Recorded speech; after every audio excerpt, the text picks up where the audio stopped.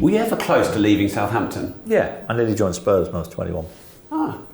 But that was obviously quite early in your career. It was. That was the closest I ever came. In fact, Spurs were the only team I ever spoke to. Right. Southampton didn't know about it. No. I did. I had a meeting with Spurs, which I'm happy to admit all these years later. Yeah. How long did you keep it a secret for? Well, I kept it a secret. So this happened in 1990, and it was kept a secret for about 7 or 8 years. And then the chairman of Spurs at the time was a guy called Irving Scholar, and he did an autobiography in about 1997, I think 98 maybe. And in his autobiography, he decided to write about this meeting that took place with me. So it was no longer a secret. So that was the closest I ever came. I'd agreed terms with Spurs and everything. I was just about to get married at the time, and in the end, my fiancée decided she didn't want to go and live in London. So I had to make a decision. I either joined Spurs or I got married. So I got married. 6 years later, I was divorced. Yeah. Well, there you go. Yeah. That's fine. Yeah. But I have no regrets about that. I don't blame my ex-wife. I'm not mad at my ex-wife for that. I made the decision ultimately, and I take responsibility for those decisions. And to this day, I have no regrets about spending my whole career at Southampton. And were you upset when the news of that meeting came out in the autobiography? I was a little bit disappointed that what was a gentleman's agreement should have stayed that way. I don't think it was really necessary to write about that. I don't think it added anything to his book, quite frankly. So I don't know. It's just I was a bit disappointed that it came out, but shit happens. Not that bothered really. You could have surely made some big money leaving Southampton at the pinnacle of your career. That kind of, back in the day, it would have been big money. I mean, the money that we're talking about that I could have made in those days is probably money that, if you're playing in League One now, that's probably what you're earning. So it's not, it wasn't mega in terms of what you're seeing in today's money.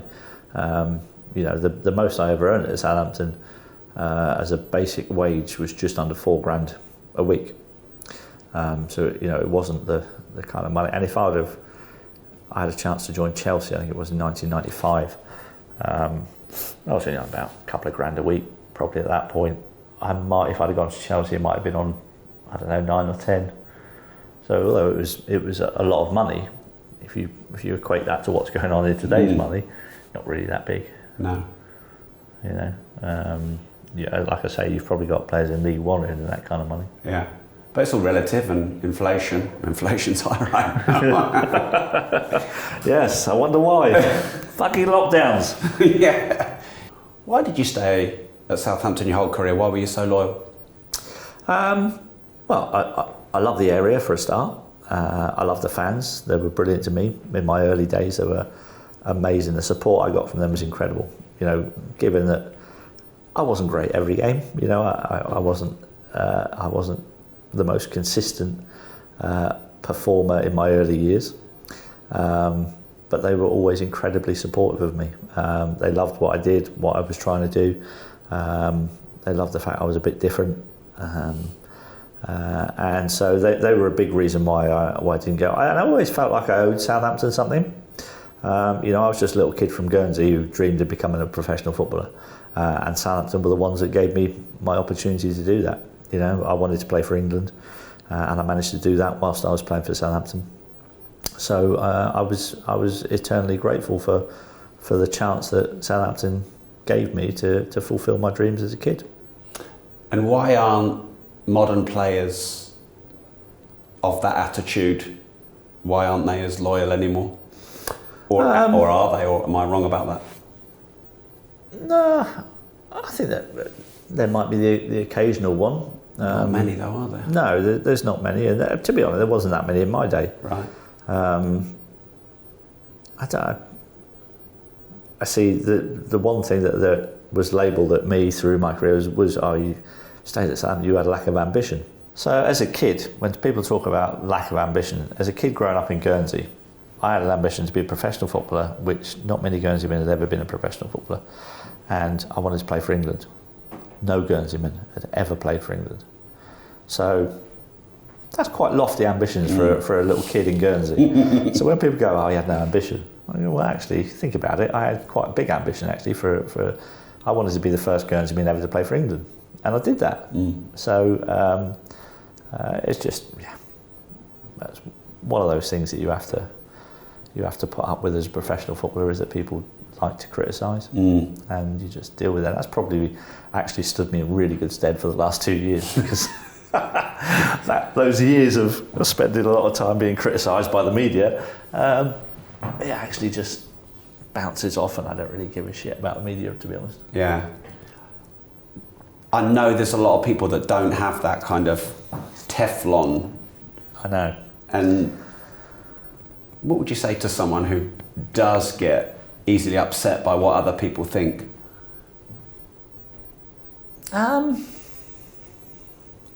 It's difficult, because I know that not everybody's the same.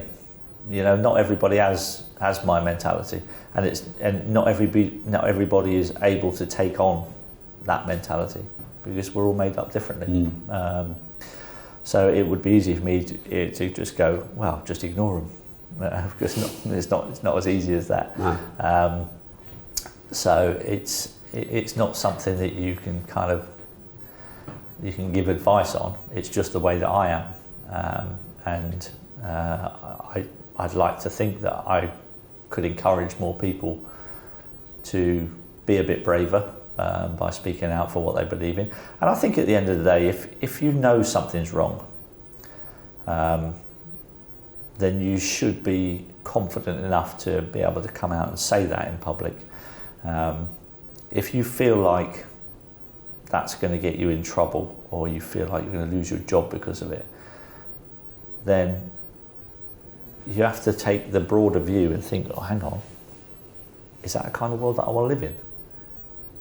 You know, and I don't want to live in that world, so that's why I've chosen to speak out.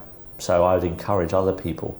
And the whole thing about, I don't want to speak out because I might lose my job.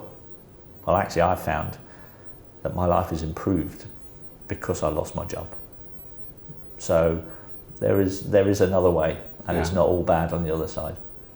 Which is very inspiring to say to people, because I guess a lot of people probably are in a bit of a prison in their mind.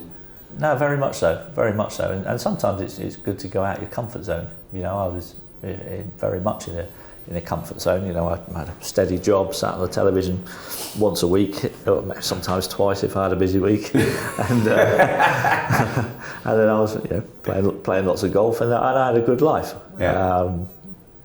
But I have to say, I'm far happier in my life now than what I was 2 years ago.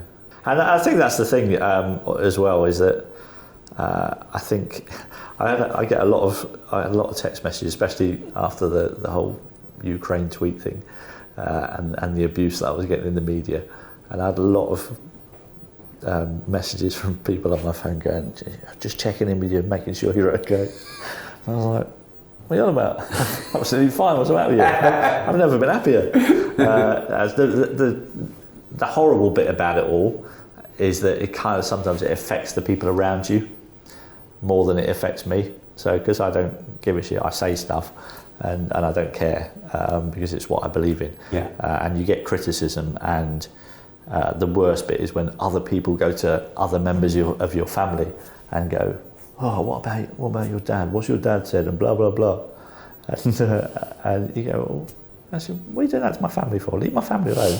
Come and speak to me if you've got a problem. Do you know what I mean? If you've got a problem, I'll talk to you about it. I'll talk to anyone. And this is the thing. I've been quite vocal about stuff, but I'm not arrogant enough to think that everything I say is true. It's what I believe is happening at the moment. But if somebody could point me to some evidence that I'm wrong, and I will actually look at that evidence, and if I look at it and go, oh blimey, actually I've been wrong about that, I'll be the first person to put my hand up and go, shit, I'm really sorry, I was wrong. I don't see that in a lot of other people. And people kind of get entrenched in their positions and go, right, this is it, this is the narrative, this is what I'm sticking to, and no matter how much evidence you show me, I ain't changing my mind.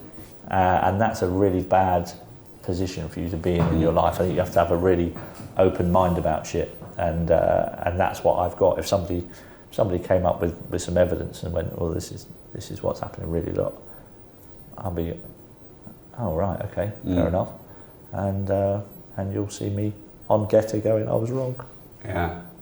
Well, what's jumping out to me here, and the reason I'm sort of driving at this is because I have a lot of entrepreneurs that listen, and they want to start their business, they want to put their product out to the world, they want to sell more stuff. And of course we're in this culture where there's a lot more awareness of mental health. So I just really like it when people can model things that have worked for other successful people. And what I'm picking up here is it's okay. It's okay to be wrong. It's okay to have your opinion and voice it. It's okay for someone to be offended as long as, you know, they're not using it in a nefarious way. So what I'm just picking up is it's okay. Absolutely, it's okay. It's okay to be wrong. It's okay to have an opinion, and it's okay to have a wrong opinion. So what? Get on with it. That's how we do it. That's how we move forward in life. Is if you don't talk about stuff, how do you improve things? Yeah.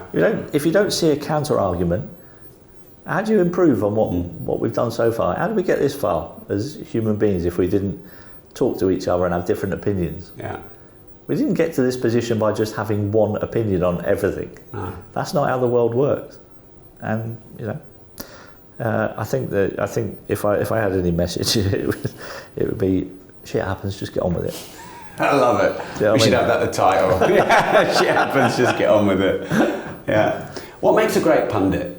For me, watching football, I think a great pundit is somebody who would give a little bit of insight into the game that perhaps somebody who wasn't in the game wouldn't know.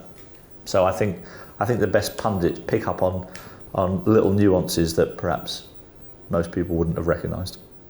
And who out of all the pundits you've worked with or you see currently who you think is really good? I think Gary Neville has done a very good job. I think he's delves very deeply and does his research very well on the teams that he's working on. So I like what Gary does. He sometimes, so even as a professional footballer, I'll listen to Gary and I go, oh, I hadn't noticed that. Because quite frankly, when it came to tactics in football, I didn't really give a shit. The theme? Yeah. So, although I was in a formation, I was put in a formation, I didn't really take a lot of notice of it, and I tended to kind of just do my own thing on the pitch. And so I didn't really take a huge amount of notice of tactics and formations during my career, which amazingly I then did 15 years as a pundit telling people about formations and tactics. But I learned as I went along. But I didn't. I mean, in my job, it wasn't really so much about the nuances. My job was very different to what Gary does. Yeah. On Soccer Saturday, we were just reporting on the game. We were just trying to paint a picture of what we were watching to the viewers, and so that's what I tried to do. And I tried to do that from a football fan's perspective, because I was a football fan. Once I finished being a footballer, okay, I'm an ex-footballer, but I'm now a football fan, and I try and relay my experiences of being a football fan and trying to, tell people what was happening without them actually seeing the pictures. So, I think pundits for me have different roles. So a Soccer Saturday pundit is different to a Gary Neville Monday Night Football pundit, who is also very different again to doing a co-commentary role. So Gary merges the two roles, but they're very different. And I actually I did a few co-commentaries, 12, 13 years ago, I think it was. And it's a very, very different job to what I was doing on Soccer Saturday, and I don't think I was very good at it. That's why it didn't last very long. Wow, that's what I reckon. Anyway. They told me that they wanted me primarily for Soccer Saturday, and they didn't want to mix the two roles. basically that was a polite way of going, you're shit at co-commentary. There seems to be a theme of Sky not revealing the full truth. Funny that. So if you enjoyed this, make sure you like the video, subscribe to the channel. If you'd like to watch the full Matt Le Tissier unfiltered interview, watch it here.